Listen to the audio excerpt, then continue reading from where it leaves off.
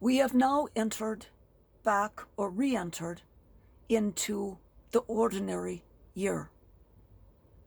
Sirach, our great prophet, writes in many of his chapters as if he was writing in the book of Proverbs.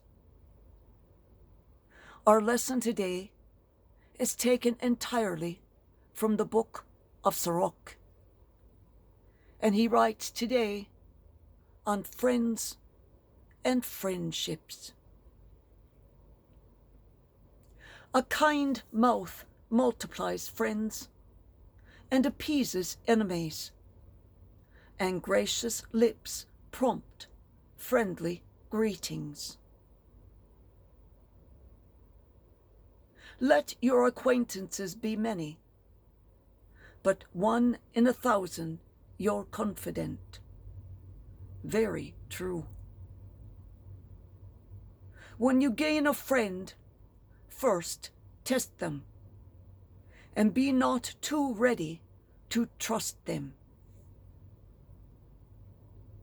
For one sort of friend is a friend when it suits them, but he will not be with you in a time of distress. Another is a friend who becomes an enemy and tells of the quarrel to your shame. Sirach had never heard of a frenemy. Another is a friend, a boon companion, who will not be with you when sorrow comes. When things go well, he is your other self, and lords it over your servants. But if you are brought low, he turns against you and avoids meeting you. He is one that crosses the street to avoid seeing you. Keep away from your enemies. Be on your guard with your friends. A faithful friend is a sturdy shelter. He who finds one finds a treasure. Too true.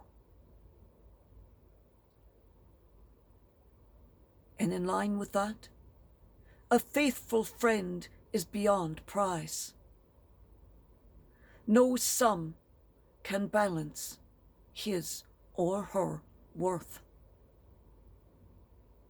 And thus I think of Nancy, Louis, Chip, and of course Peggy.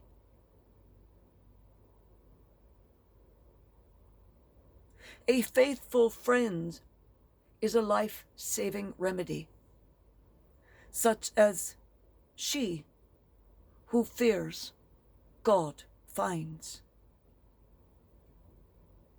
For she who fears God behaves accordingly, and her friend will be like herself. And Sirach was circa 157 before Christ and died approximately 36 years later. These quotes were from chapter 6, verses 5 through 17. Now go look at your friends. Oh, but don't look at your Facebook friends, 'cause none of them will ever be with you truly in times of sorrow. And all of them will tell of your quarrels to your shame. Peace be with all of you and peace unto all who reside with you, and all whom you encounter.